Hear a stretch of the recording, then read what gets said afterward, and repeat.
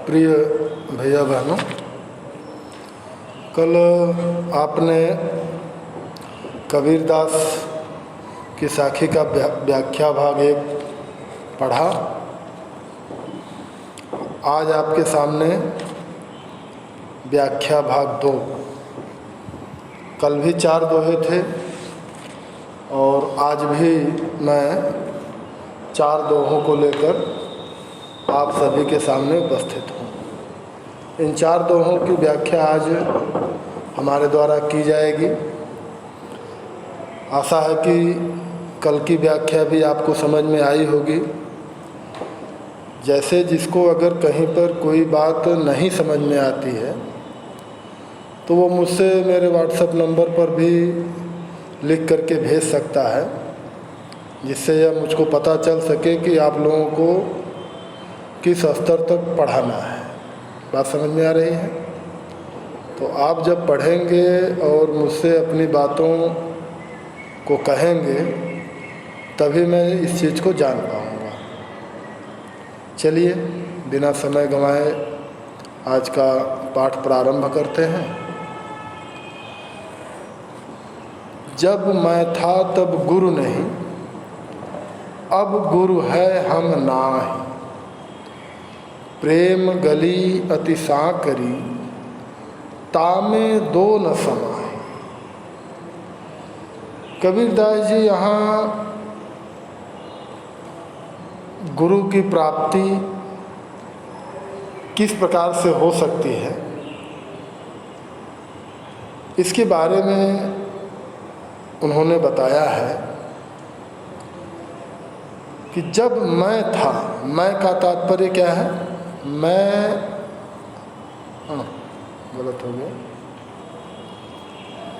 मैं था, मैं यानी मेरे अंदर जब अहंकार था।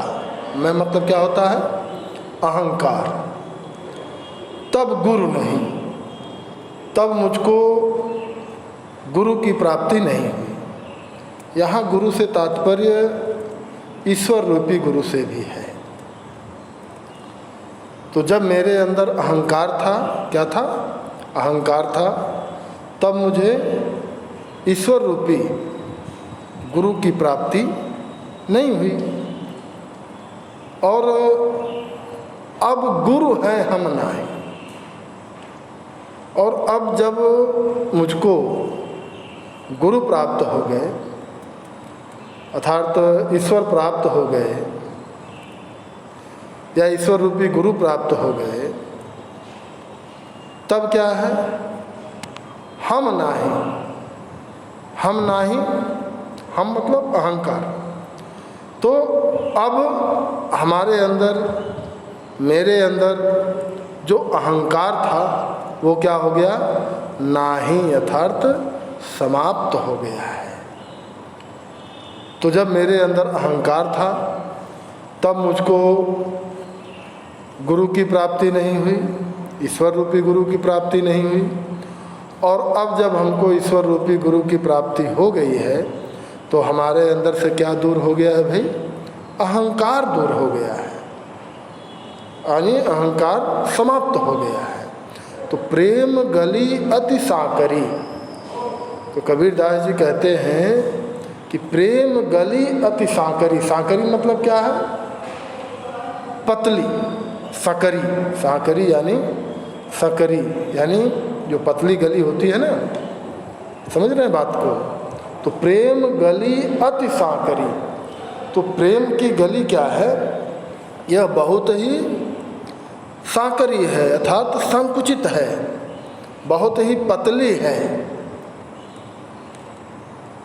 तामे दो न समाए। तो उसमें 2, कौन कौन से 2? अहंकार और ईश्वर, ये दोनों नहीं समा सकते। प्रेम अगर हमको ईश्वर से है तो अगर हम ये चाहें कि हमारे अंदर अहंकार भी रहे या किसी भी प्रकार का प्रेम है, तो अगर हम चाहें कि हमारे अंदर अहंकार भी रहे और प्रेम भी हो जाए तो ऐसा नहीं हो सकता है। क्योंकि यह प्रेम गली क्या है, बहुत ही सांकरी है, जिसमें अहंकार और ईश्वर दोनों एक साथ नहीं रह सकते, एक साथ समाहित नहीं हो सकते। कहने का तात्पर्य कि ईश्वर को प्राप्त करने के लिए हमको क्या करना होगा, अपने अंदर से अहंकार को समाप्त करना ही होगा। अब इसके काव्यगत सौंदर्य में देख लीजिए। काव्यगत सौंदर्य में क्या है भाई, मिट क्यों नहीं रहा है? काव्यगत सौंदर्य में जैसा कि हमने पहले ही कहा, भाषा क्या है, कबीरदास की सतुकड़ी है, पंचमेल खिचड़ी भी कहते हैं। रस इसका शांत है, रस शांत है, छंद दोहा है, और अलंकार कौन सा है भाई? अलंकार रूपक, यानी ईश्वर रूपी गुरु। तो अलंकार रूपक और अनुप्रास दोनों है। ठीक है, आगे बढ़ा जाए। चलिए, भगति भजन हरि नाम है, दूजा दुख अपार, मनसा वाचा कर्मणा, कबीरा सुमिरन सार। कबीरदास जी कहते हैं कि भगति भजन, भगति मतलब भक्ति, भगत मतलब क्या, भक्ति, भजन यानी भजन करना, हरि नाम, हरि मतलब ईश्वर, नाम का तात्पर्य यहाँ नाम से है कि भक्ति और भजन, या यूँ कह लें कि भगवान के नाम का स्मरण क्या है, भक्ति और भजन के द्वारा ही किया जा सकता है। तो भक्ति और भजन ही भगवान के नाम का स्मरण है, यानी इसी के माध्यम से, भक्ति और भजन के माध्यम से ही हम भगवान के नाम का स्मरण कर सकते हैं। दूजा दुख अपार, दूजा मतलब दूसरा, दुख यानी दुख, दुख यानी दुख, अपार यानी बहुत अधिक। बाकी इस संसार की जितने भी चीज़ें हैं वे सभी क्या है, बहुत ही दुखदाई है। केवल ईश्वर के नाम का भजन ही, ईश्वर की भक्ति ही, वही इस संसार में महत्वपूर्ण है। बाकी इस संसार में जितनी भी चीज़ें हैं, जितनी भी वस्तुएं हैं, वे सब क्या हैं, अपार दुख से परिपूर्ण हैं।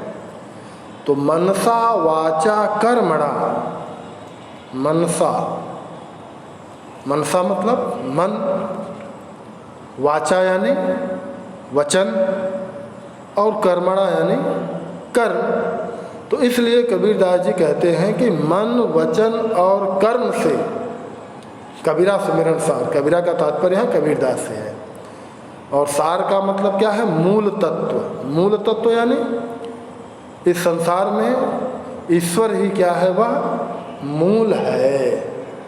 तो इसलिए मनुष्य को अपने जीवन में मन, वचन और कर्म से क्या करना चाहिए, मूल तत्व ईश्वर का ही स्मरण करना चाहिए। मूल तत्व ईश्वरीय सत्ता का ही स्मरण करना चाहिए।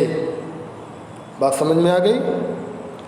चलिए, काव्यगत सौंदर्य तो लगभग सब चीज़ें वही हैं। भाषा सधुकड़ी है, रस शांत है, छंद दोहा है, और अलंकार क्या है यहाँ पे, अलंकार यहाँ पर केवल आपका दूजा दुख, भगति भजन। तो ये वर्ण जब आवृत्त होते हैं, यानी जब कोई एक वर्ण अगर एक से अधिक बार उसका प्रयुक्त होता है, तो इस प्रकार का जहाँ प्रयोग होता है तो वहाँ हम क्या कहते हैं, अनुप्रास अलंकार। तो कौन सा अलंकार हो गया भाई, अनुप्रास अलंकार। चलिए अगले दोहे पर चला जाए। कबीरा चित्त चमंकियाँ,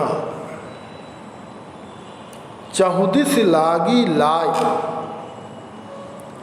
हरि सुमिरन हाथों घड़ा, बेगे लेहु बुझाए। कबीरा चित्त चमकिया, चित्त मतलब मन, चमकिया मतलब चमक। चहुदिस लागी लाय, दिश मतलब दिशा, चहुदिस यानी चारों दिशाओं में, लागी लाय, लाय लागी मतलब, लाय मतलब क्या, अग्नि। कि इस संसार में जो कहना चारों दिशाओं में क्या लगी हुई है भाई, लाय मतलब आग लगी हुई है। कौन सी आग लगी हुई है, विषय वासनाओं की आग लगी हुई है। विषय वासनाओं, तो ये विषय वासनाएं क्या है भाई, विषय वासना मतलब सांसारिक विषय, सांसारिक वस्तुओं के प्रति जो हमारा आकर्षण है कि आज हम यह खा लें, वह पहन लें, यह खरीद लें, हमारे घर में आज यह है कल यह हो जाए, तो ये सब चीज़ें क्या है, ये सांसारिक विषय है। तो इस संसार में चारों तरफ यानी चारों दिशाओं में इन्हीं विषय वासनाओं की आग लगी हुई है। और कबीरदास जी कहते हैं कि मेरा चित्त भी अर्थात मेरा मन भी उसी अग्नि के कारण क्या है, वह भी उसी में प्रकाशित हो रहा है, उसी में चमक रहा है। नहीं करता है कि आज कोई भाई जैसे बाजार में कोई वस्तु आई तो हमारा मन हुआ जाकर के खरीद लिया, कल वो भी पुरानी हो जाएगी। आज जो नई है कल वो भी पुरानी हो जाएगी, लेकिन फिर भी हमारा मन करता है नहीं हम यह ले लें, फिर दूसरे दिन मन करता है। तो ये विषय वासनाओं की जो आग पूरे संसार में लगी हुई है, तो कबीरदास जी कहते हैं मेरा मन भी, मेरा चित्त भी इसी में जल रहा है, इसी में लगा हुआ है। तो हरि सुमिरन हाथों घड़ा, बेगे लेहु बुझाए। तो हरि मतलब ईश्वर, सुमिरन मतलब स्मरण करना, हाथों मतलब हाथ और घड़ा मतलब घड़ा। तो हरि के नाम का स्मरण रूपी, ईश्वर के नाम का स्मरण रूपी घड़ा, घड़े में क्या होता है भाई, जल भरा होता है। तो आग जब लग जाती है तो क्या करते हैं, उस घड़े के जल से उसको बुझा देते हैं। लेकिन यहाँ जो घड़ा है वह क्या है, हरि के स्मरण का, हरि के नाम का घड़ा, वह क्या है, हाथों यानी तेरे हाथ में ही है। वो कहते हैं हे मनुष्य, हरि के स्मरण रूपी, हरि का स्मरण रूपी घड़ा जो है वह तेरे हाथ में ही है। तो बेगे लेहु बुझाए, बेगे मतलब बेग यानी शीघ्रता से। तो हरि नाम का स्मरण रूपी घड़ा जब तेरे हाथ में ही है, तो जिस प्रकार अग्नि के ऊपर घड़े से जल डाल दिया जाता है और अग्नि बुझ जाती है, तो जब तुम्हारे हाथ में भी हरि के नाम का, हरि के नाम स्मरण का घड़ा जब है, तो क्या करो, बेगे लेहु बुझाए। तो बेगे मतलब शीघ्रता से, लेहु मतलब ले लो, बुझा दो। तो शीघ्रता से इस विषय वासनाओं रूपी जो आग लगी हुई है, इस आग को तुम हरि सुमिरण यानी ईश्वर के स्मरण रूपी घड़े से क्या करो, शीघ्रता के साथ बुझा दो। चलिए काव्यगत सौंदर्य में देख लीजिए। तो काव्यगत सौंदर्य में भाषा सधुक्कड़ी है, रस शांत ही है, छंद दोहा है, और अलंकार क्या है, हरि सुमिरण हाथों। तो सुमिरण रूपी घड़ा यानी रूपक, चित्त चमकिया यानी च वर्ण आया है तो यहाँ पे कौन सा हो जाएगा, अनुप्रास। तो अनुप्रास और रूपक अलंकार है। चलिए अगला दोहा देखते हैं।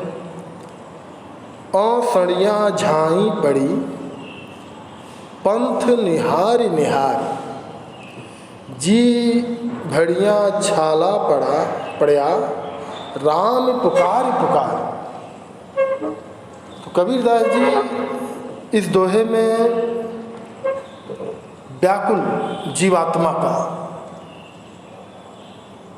वर्णन किया है कि किस प्रकार से एक जीवात्मा जो है वो ईश्वर को प्राप्त करने के लिए व्याकुल है, और कितनी व्याकुल है कि असड़ियाँ झाई पड़ी। असड़ियाँ मतलब क्या होता है? आँखें। झाई मतलब जैसे आँखों पे झाई नहीं आ जाती है, कालापन आ जाता है, जिसको कहते हैं थोड़ा अंधेरा यहाँ पे हो जाता है। पंथ निहार, निहारना मतलब देखना। ईश्वर के मार्ग को देखते देखते, ईश्वर के पंथ को निहारते निहारते क्या हुआ है? मेरे आँखों में झाई पड़ गई है, यानी अंधेरा छा गया है। किसका पंथ निहारते निहारते? ईश्वर का पंथ निहारते निहारते। और जी भिड़ियाँ छाला पड़ा राम पुकार पुकार। और राम का नाम पुकारते पुकारते मेरी जीभ में क्या हो गया है? छाला पड़ गया है। और इसके बाद भी अभी तक ईश्वर की प्राप्ति नहीं हुई है। काव्यगत सौंदर्य में वही चीज़ें हैं, भाषा सतुकड़ी है, रस शांत है, छंद दोहा ही है, निहार निहार पुकार पुकार में अनुप्रास अलंकार है। तो आज के लिए आपको इन 4 दोहों की व्याख्या बताई गई, और आशा है कि इसको आप अपनी कॉपी पर लिखेंगे और फिर हमको मेरे व्हाट्सएप नंबर पे भेज करके अपनी कॉपी को मूल्यांकन भी कराएंगे। आज के लिए इतना ही।